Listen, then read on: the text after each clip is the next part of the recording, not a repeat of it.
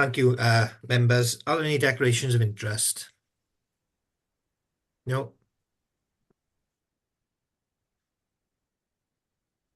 The second item, to move the Human Rights Act. Are members content to move the act? Yeah, move it. Yeah.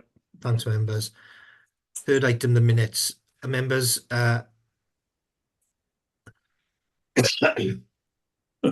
members content to approve as a correct record the minutes of the licensing committee? Yeah, move that, Chair. Yeah.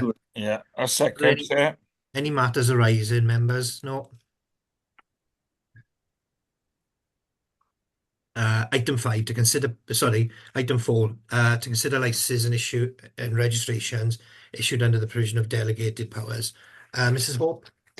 Thank you, Chair. This is the licenses and registrations issued under the provisions of delegated powers for the period the 5th of January through to the 8th of January 8th of February 2026 for members' information subject to any questions. Thank you, Chair. Thanks, Mrs. Hope. Are there any questions, members?